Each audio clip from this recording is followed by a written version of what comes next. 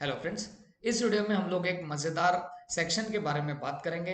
एक नहीं, वैसे तो वो दो है, बट मैंने उन्हें मर्ज करके एक ही सेक्शन बना लिया है। रीज़न, दोनों में क्राइटेरियाज और रेट्स एंड ऑल सब कुछ एक जैसे है। दैट इज़ वाई मैंने दोनों को मर्ज कर दिया है। आज हम लोग बात करेंगे सेक्शन 194B एंड 194BB की। ओके गाइज, सेक्शन 194 आ जाए तो समझ के लेना चाहिए कि ये टीडीएस के सेक्शन के बारे में बात चल रही है। 194B किस चीज का है?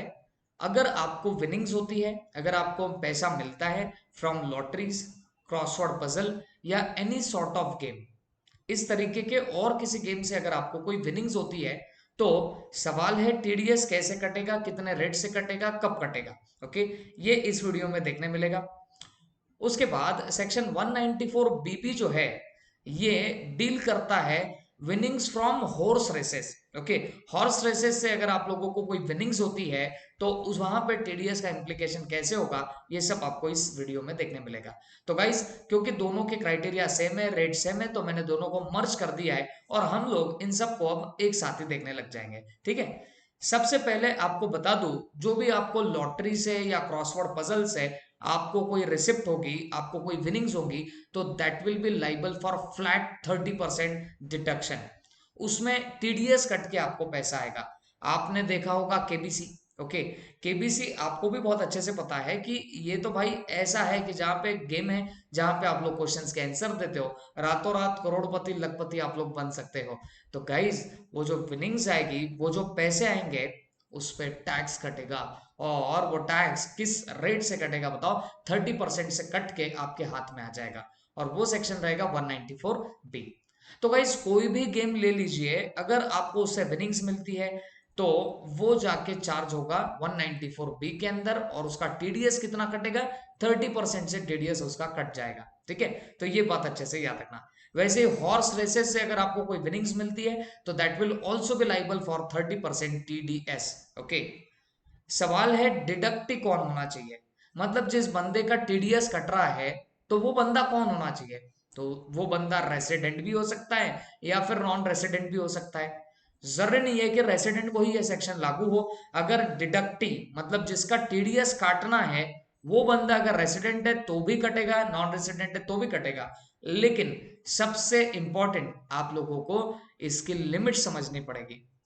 टीडीएस इस दोनों सेक्शन के अंदर तभी लाइबल होगा जब आपको विनिंग्स की अमाउंट जो मिल रही है, दैट इज एक्सीडिंग 10,000।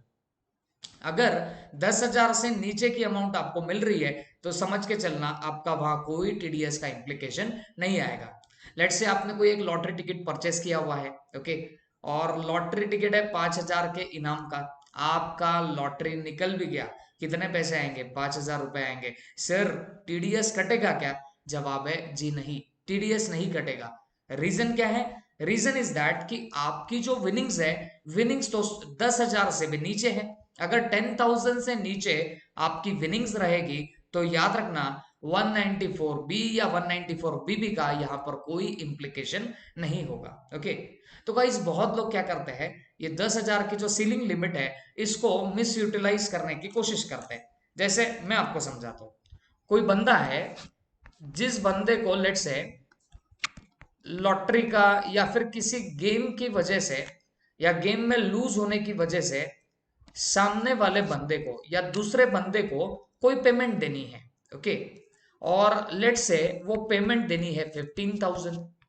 और आपको भी पता है, कोई गेम की वजह से अगर सामने वाले को विनिंग्स हो रही है तो उस पर टीडीएस कटना चाहिए, कितने परसेंट से? 30% से। ठीक है, अब ऐसा सोचिए, 10,000 से ऊपर चले जाए तो आपको भी पता है यहां पे फ्लैट 30% का टीडीएस डिडक्ट करके ही बैलेंस अमाउंट सामने वाले को देनी पड़ेगी। बिकॉज ये इस बंदे की विनिंग फ्रॉम गेम हो जाएगी। ठीक है, और गेम से कोई भी विनिंग होती है, 10,000 के ऊपर चले जाए तो उस पर 30% टीडीएस कटने तो वाला ही है, यू नो वेरी वेल। तो ये लोग होशियारी क्या करते हैं? होशियारी ऐसी करते हैं कि जब 15,000 की लेट से विनिंग है बंदे को, तो ये बंदा जो गेम लूज हो जाता है, वो बंदा 15,000 पूरा नहीं, एक बार 10,000 का और सेकेंड इंस्टॉलमेंट में 5,000 का पेमेंट कर देता है। तो इससे क्या हुआ बताओ? इससे आप लोग 2 इंस्टॉलमेंट में पेमेंट कर रहे हो और दोनों भी 10,000 से नीचे है। तो सवाल है, क्या यहाँ पे टीडीएस वगैरह डिडक्ट करने की जरूरत है क्या? तो जवाब है जी हाँ। होशियारी करिएगा ही नहीं। अगर आप एक ही चीज का पेमेंट कर रहे हो, भले ही 2 इंस्टॉलमेंट्स में पे कर रहे हो, और वो 2 इंस्टॉलमेंट्स अगर मिला के भी 10,000 से ऊपर अमाउंट चली जाती है, तो याद रखना आपको उधर भी टीडीएस काटना ही पड़ेगा। ओके, तो ये बात अच्छे से मेरी याद रखना। अब जो बहुत बार क्या होता है, लेट्स से कोई गेम की विनिंग्स जो होती है, ओके, बहुत बार कोई गेम्स की विनिंग जो होती है, लेट्स से कोई बंदे को, ठीक है, कोई गेम जीतने की वजह से इसे एक कार मिल जाती है, ठीक है, इस बंदे को एक कार मिल गई, 4 व्हीलर मिल गई, ठीक है। अब ये विनिंग्स तो है, लेकिन विनिंग्स इन काइंड है। आपको आपको कैश में विनिंग की अमाउंट नहीं मिली है, आपको in the form of car आपको क्या मिल गया है बताओ? विनिंग की अमाउंट मिल चुकी है। अब ये सेक्शन ये नहीं बोलता कि आपको कोई पर्टिकुलर कैश मिली होगी तो ही टीडीएस कटेगा, ऐसा सेक्शन नहीं बोलता। सेक्शन सिंपली सेज दैट कोई भी विनिंग होती है फ्रॉम एनी गेम या क्रॉसवर्ड पजल एटसेट्रा एटसेट्रा, तो that will be chargeable under the head, या फिर वो टैक्स हो जाएगा काय के अंदर बताओ? टीडीएस के थ्रू टैक्स हो जाएगा। समझ में आ रहा है आपको? तो अकॉर्डिंगली अगर मान लीजिए कोई पर्टिकुलर आपको गेम विनिंग का प्राइस जो है वो मिलता है in kind, let's say car के थ्रू आपको अगर विनिंग मिल जाती है, तो सवाल है क्या यहां पर भी टीडीएस का इम्प्लीकेशन आएगा कि नहीं आएगा? तो आंसर इज यहां पर भी टीडीएस का इम्प्लीकेशन आएगा। कैसे आएगा? ऐसा थोड़ी है कार का आधा टुकड़ा तोड़ दो बची हुई कार दे दो, ऐसा होगा क्या? ऐसा बिल्कुल नहीं होता। लेकिन टीडीएस कैसे किया जाएगा, कैसे निकाला जाएगा यहाँ पे?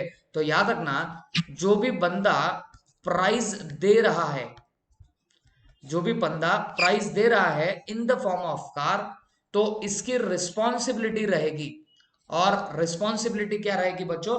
कि क्या इस कार की अमाउंट पे जो टीडीएस कटना चाहिए, वो टीडीएस की अमाउंट इस बंदे ने पे कर दी है क्या? ओके, ये देखना इस बंदे की रिस्पॉन्सिबिलिटी रहेगी। अगर इस बंदे ने टीडीएस की अमाउंट कैश में पे कर दी होगी, या अमाउंट उसने गवर्नमेंट डिपार्टमेंट को पे कर दिया होगा, तभी ये बंदा ये पर्टिकुलर एसेट को या काइंड में जो विनिंग दे रहे हो उसको वो रिलीज करेगा। इस लेट से इस कार को वो रिलीज कर देगा। कब रिलीज करेगा बताओ? जब ये टीडीएस की अमाउंट पे कर देगा। समझ में आया आपको? तो this is all about your section 194 B. Last time revise करा देता हूं हल्के हल्के में। पहली बात, कितना रेट लगेगा टीडीएस का? 30% फ्लैट लग जाएगा। डिडक्टी कौन? रेसिडेंट है, नॉन रेसिडेंट है, कोई भी है चलेगा, 30% फ्लैट डिडक्शन हो जाएगा। सवाल है लिमिट।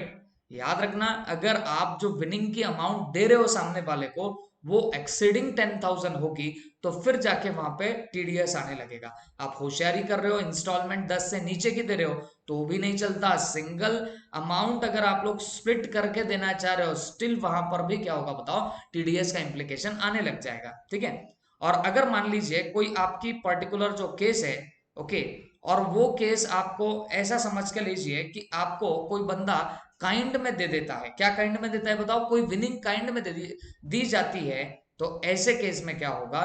काइंड में विनिंग देंगे तो पहले रिलीज करने से पहले, वो विनिंग को रिलीज करने से पहले सामने वाला ये चेक कर लेगा कि whether you have paid for the TDS और नॉट। अगर आपने टीडीएस का पेमेंट कर दिया तो ही वो असेट आपको रिलीज कर दी जाएगी, आपको दे दी जाएगी, अदरवाइज आपको नहीं दी जाएगी। ठीक है। तो this is all about your section 194 B and 194 BB. 194 BB जैसे मैंने बताया ये सिर्फ हॉर्स रेसेस से कनेक्टेड है, लेकिन कंटेंट तो पूरा के पूरा यही है। दैट इज वाई मैंने इनको एक करके आपके सामने प्रेजेंट कर दिया। Thank you very much.